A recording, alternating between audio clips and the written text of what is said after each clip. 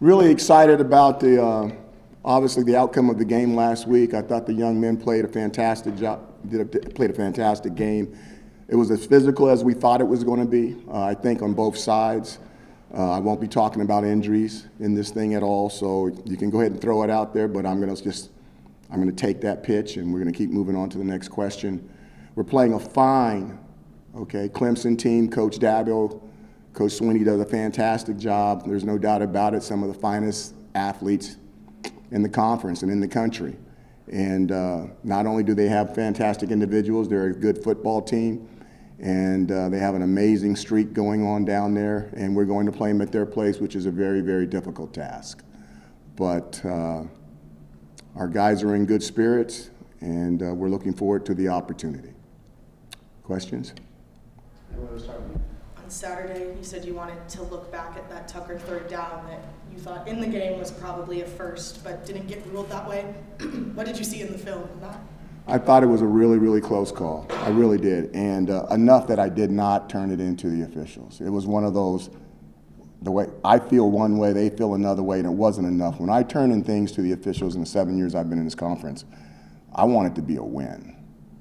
And sometimes the coaches even get mad at me. I'm like, I'm not turning that in because it's right on the line. And I want us to have an amazing batting percentage that when we turn something in.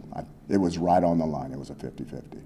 You guys then had that false start penalty right afterwards that pushed you back. I mean, in the grand scheme of the game, how much do you think that drive being kind of killed and stopped dead there had an impact? Do you think it had a big impact at all?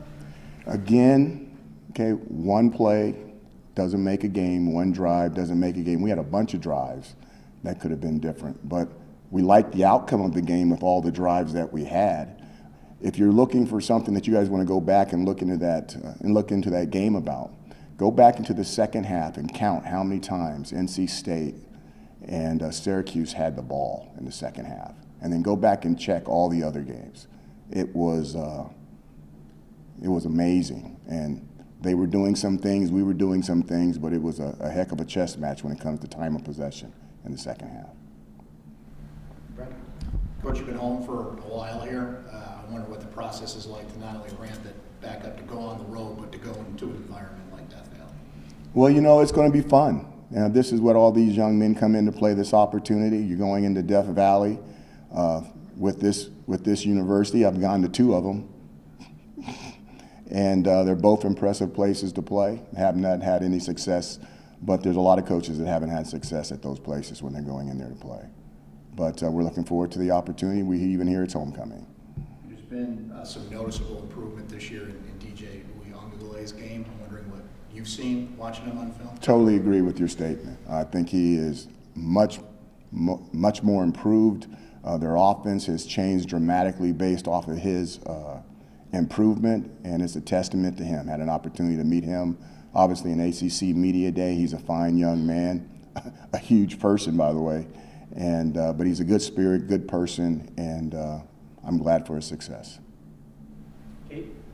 Hey, Coach, when you look at Garrett Schrader's progression from last year to this year, what's the biggest differences that you've seen in him? I think he's more confident. He's more comfortable with what's going on. I think he's more in line with Coach and I and what's going on with the offense. And then I think he has a fantastic feel for the guys that are around him. A quarterback is a point guard. His job is to make sure everybody else is better. It's not for him to go out there and score 50 points by himself. That's not what good point guards do unless that is necessary. But I think he's done a fabulous job over the summer of just knowing what guys can and can't do and then giving them opportunities to do that when they're on the football field. What does Garrett need to do to mitigate interceptions against Clemson? To litigate? Mitigate? Yeah. Well, I don't know. That's a tricky question. When you look at his interception, the touchdown ratio, I believe it's 4-1, which is outstanding. Unless I'm wrong, you can check the analytics on it. If you're 2-1, people consider you a good quarterback. If you're 2-1, interceptions to touchdown passes to interceptions. So last time I checked, Schrader's 4-1. So to me, this is not a situation where I think that he goes out and throws interceptions. I think it's just the opposite. It's unusual for him to throw interceptions. sticking on Schrader here on that third down throw to Damian Alford, the 3rd and 22 Gotcha. or for 34 yards or whatever. He was just barely behind the line of scrimmage. Does that speak to like his awareness of kind of the field and what's going on around him, or was that maybe just luck? Did he give you any insight on that? Again, I think that people who are normally extremely lucky are people who are normally extremely prepared. And I think he was extremely prepared and maybe a little lucky. Coach, Kayvon Darden had a big sack at the end of the game on Saturday. He doesn't seem like he's the biggest guy on the line by any means. What have you seen from him? What does he bring? He's bigger than all the guys in here.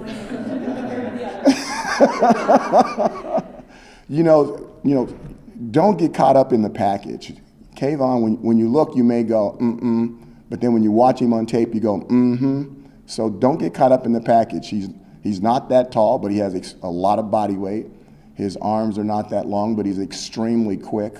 So he's quick for the punch, okay? Short arms, quick punch, fantastic quickness, and he's a very, very heady player. He knows what's going on. He does a lot of study behind the scenes, which allows him to make up for some of the physical things that you guys see. He turns into a good football player for us. Again, I can still remember when he earned that scholarship. He was on that seat, 4 seats behind you, second one from the right. And this place went wild. It was not given. It was definitely earned in his situation. Dino, you played these guys 6 times. 3 of the games were really close. 3 of the games weren't. Is there a common thread or theme from those games that were close that, things you guys did well that made it a fourth quarter game and gave you an opportunity to win?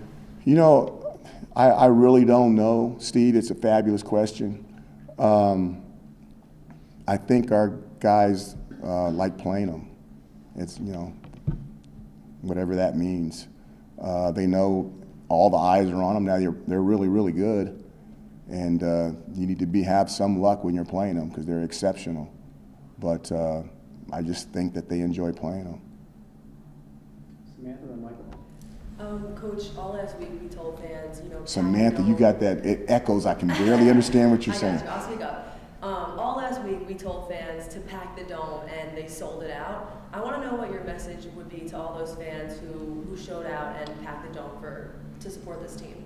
First of all, I hope everybody got home safely, and I hope that no one got hurt jumping and rushing the football field. But we couldn't have done it without them. Back 7 years ago when I wanted to come here, one of the advantages of this institution is home games in that dome. And when it is filled like that, it is a presence. It is a true 12th man. I've been in stadiums where your 12th man is not a 12th man, okay? I can tell you, College Station, Texas, where this all originated at, that is a true 12th man. The Seattle Seahawks in the NFL, that is a true 12th man. The Dome, the JMA in Syracuse University, that is a true 12th man. Coach, on that same note, it really got loud this weekend, over 120 decibels at times. What was having that crowd noise like for the defense? It's bad on my voice. That's what it is. You're trying to communicate with all your coaches. It's pleasure. It was fun. I saw Coach Anai afterwards, Coach Beck, Coach Johnson, Coach Legashevsky, and I was looking at them, and they kind of had that smirk that you have on your face right now. And I didn't hit them with it. I didn't, because I'm older and I wouldn't do that. But I was really thinking, I told you so. I told you. It was exciting. It was fun to hear the noise level. A quick follow-up. Does having that noise advantage on your side prepare you at all for going into a very hostile environment next week at Clemson? It doesn't. It's exactly the reverse. That's the tough thing, because we're loud when their offense is out there, okay? And our defense is cool operating like that. When we're out there in the JMA, we really don't want any noise, so our offense can operate without the noise. So this will be the first opportunity for our offense to operate the way other people's offenses operate in the JMA. Coach, this was a game where Mikal, Garrett, Deuce, a number of key guys had to leave the field. What impressed you the most about the second level guys, people coming in making plays that had to? We've changed our style of practice, and I don't want to give too much out, but we are really running through a lot of bodies on the defensive side. Not running through. I mean, we are really practicing a lot of bodies on the defensive side of the ball during the week. And those guys in those practices, they're getting real game-like type reps to give them an opportunity to be ready in the game. And I think that us going deeper in the depth chart and practices, getting people ready, working overtime to get a lot of people ready has really helped us in some of those situations with those guys stepping in and performing at an adequate level for us. Emily, then Kate again. Kind of in that vein, you mentioned the time of possession in the second half earlier. There was that 9-minute, 30-second NC State drive. Like, how do you keep guys ready to stay on the field that long? Because that's way longer than you typically have one side of the ball on the field. You can. It was like you were playing one of the military schools. It was like you were playing Navy or Army, and that's how those programs do it. They shorten the game, and they try to play absolutely perfect football, and then you can't blink and you can't mess up. You saw some of those drives, you know, especially when you're playing with this, a lot of the same defensive guys. A lot of those guys were just cramping up, and you're like, oh, well, they're not in shape. Da da da. It's exactly the opposite. They are expending enormous amounts of energy, full speed, 5 to 6 second snaps of full speed and physicalness. And when you look at the game, there really wasn't a lot of plays. There was only 66 plays, but the intensity of those plays and it being run play after run play after running play, you can't, there's no way you can catch your breath on a running play. On pass plays, you can pass rush and guys down there. There's a pause in the action. When the ball is here and then all of a sudden the ball is over there and you know it's a run, it's a go daddy go. And you got to get there, and everybody's trying to prevent you from getting there, and there's a lot of physicality in between here and there. So it's a little bit different. I know you said you weren't going to give an update. I'm not. Deion Lowry went straight to the locker room, pulled an arm to his side. How is he? He eats well. Coach, there are 131 college football teams. 9 are undefeated at this point in the season. How does it feel to be one of those 9 right now? You know, I was explaining it to the players on Sunday. I said it's really rare, and I don't know. I've been in it for a little bit, and this is only, I want to say, I may not be right, but I want to say this is only the 3rd team that's got to 6-0. Now, I haven't been at some of those schools that you guys read about in the paper all the time, but I've been at good schools, but this is the 3rd time that we've been this deep in over 3 decades. So it's rare. You should cherish it. You should understand this moment and not let it just go past you. You might want to slow down and make sure you get it. And you know, I don't know what's going to happen in the cards, you know, Sunday. But right now, it's something that you should look at and you should be proud of. Coach, how would you describe Coach and I's coaching style and his personality? Like a grandpa. I really like it. I've never seen a guy be so eloquent with words and yet maybe telling you that, Connor, that you're not really good at your job. But doing it in such a nice way that you're not bad, and then you want to come back and work for him. And that's what I mean by the grandpa thing. He has a certain way with him, which really excites me. How does his background as an offensive lineman and coaching O-line for a number of years really help in learning the new offense, and especially working with those O-line guys on the offense? You talk about, people talk about quarterbacks knowing the offense better than anybody else. Coach and I played center at BYU. I believe his position coach was Andy Reid. You can check the books on it. But back in the day, BYU was one of the cutting edges of throwing the football early when everybody else was still running it. And Andy Reid was one of the guys that was doing that stuff. So he's got fantastic pedigree. You go back through his history. He's been around Rodriguez, Coach Tomey. He's been around some innovative people doing some outstanding things. Clemson defensive lineman Brian Bresci played in his first game back against Florida State after his sister died from cancer. When there are moments like that that are bigger than sports, how do you tell that to your team leading into a game against that team? You know, I saw that story. I want to say it was on SportsCenter or ESPN. I saw that story, and I mean, my prayers go out to their family, and my heart goes out to them. But it also makes me think about our Ohana here, and I don't, we've had Well, this guy, the guy that gave me this jacket, Floyd Little, you know, before COVID, he was with us. You know, after COVID, he's not. And we have numerous stories as well on this football team of parents and loved ones in the last 4 years are no longer with us. And you know, we all have those same feelings. It's bigger than football. We understand that, but we also know how much in our healing process that football helps us heal. And I'm sure that his first thing probably was to get back on the football field and get around his family. And you know, we wish him nothing but the best in his healing process. When you think back to the meeting at Clemson back in 2018, it felt like you guys had it early in the fourth quarter and then it just kind of slipped away. What can you kind of take from that and just kind of going off of that? What makes Clemson such a difficult place to play? What do you mean slipped away early in the fourth quarter? It slipped away with 3 minutes left in the game. We had the lead to 3 minutes left in the game. Late in the fourth quarter. I'm just messing with you. Now I can't think of the question.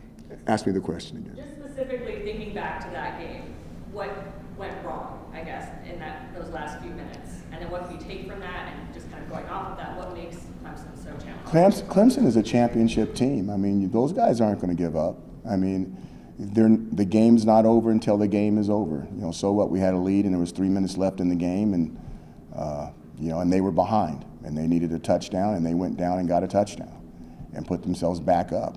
I'm trying to think of what ended up with that team. I know that team went to the playoffs. I just can't remember if it was a championship team for them or not. But you're talking about guys that constantly win 10 games yearly. One of the top coaches in college football, one of the top programs in college football, and one of the top conferences in college football. So to be able to beat them at their place, I think, I don't know, what is it, 37 in a row or 30, something to that effect, is obviously a very, very difficult task for a lot of coaches and a lot of programs that have went down there and not had any success. Coach, I was wondering, are you wearing Floyd's jacket for a specific purpose today? Or just Absolutely, I was actually thinking of Steve, because Floyd gave me 2 jackets. He gave me he gave me a Syracuse Letterman jacket and gave me a story behind it. The one I was wearing at a high school football game. I don't believe I'm allowed to say the game because of NC2A rules, but Steve knows. And then he gave me this one. And you know, just with all the stuff that was going on at halftime and having an opportunity on Friday to meet the Littles and see Jim Brown's son and daughter and the Davises and all the Davises that were there, and have an opportunity to meet all of them for the very first time. Once again, it just makes you reflect on all the great people that have been here, all the great people that have wore the number 44. I had text messages this week with Rob Conrad, the last person that's wore 44. And I just don't think sometimes the young people really understand the whole legacy and the message, the history of the school, the things that it's done as far as things differently than other people back in the 50s. This school was doing things differently in the 50s than other people. It was doing things differently than people in the 60s. And I'm really proud of the history of this school, even though I didn't go here. But I did have 2 daughters that graduated from here with degrees. But my father was really proud of some of the people that went through this school, and he was constantly talking to me about Syracuse graduates. So yeah, I wore this jacket because of Floyd, and I'm thinking about him a little bit. On that note, Coach, I was talking to Art Jones a little bit last week, and he mentioned he got a chance to talk to the team. What's that process like? Does that happen organically? Do you invite former players back? Like, where are you at with kind of former players sending a message? You know, I've already told Dion Johnson, our liaison, I said, we're ready for the guys to come back. I told you when I first came here, I said, let me have some time with these guys. And I've been here some time, but the door is open for those guys to come back. Now it has to be coordinated. It has to go through Dion.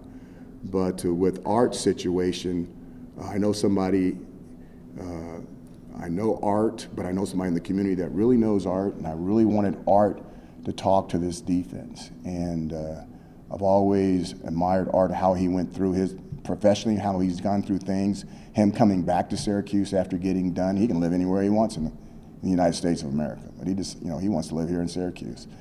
And I wanted them to see somebody had been there in the pros, graduated from Syracuse, went to the pros, came back, and what that pride, what that esprit de corps means when you're an ex-Orange. So Art did a great job. He was standing right here, and I can still visualize and think about some of the things he said, and he was point on. And I'm excited that he did that, and we'll be looking for more people in the future. Time for 2 more. We'll start with Michael. Circling back to the story of 44, obviously you were in the locker room at halftime, but did you get a chance to see the tribute that they gave those 3 players? I saw some of it on the TV channel stuff, Channel 9, Channel 3, I believe Channel 5 is 3, I don't know, I'm still trying to figure that one out. But yeah, I watched the news, I got to see it on the news, I couldn't see it, I was busy at halftime, but I do go back and watch that stuff. Last question.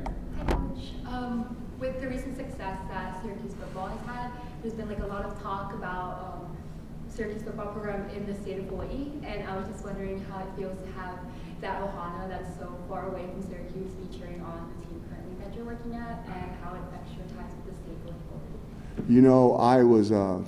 I was born in Honolulu, Tripler Army Hospital. It's a big, giant pink hospital. When you're driving into Waikiki, it's on the left side, and the Aloha Stadium used to be on the right side, but now it's shut down. And had an opportunity to go back to school at the University of Hawaii. I love the islands. The islands are a part of me. When you talk about Robert and I being from Hawaii, and what that means for him, us having some Hawaii players on the team. And the thing that I learned the most about that state is,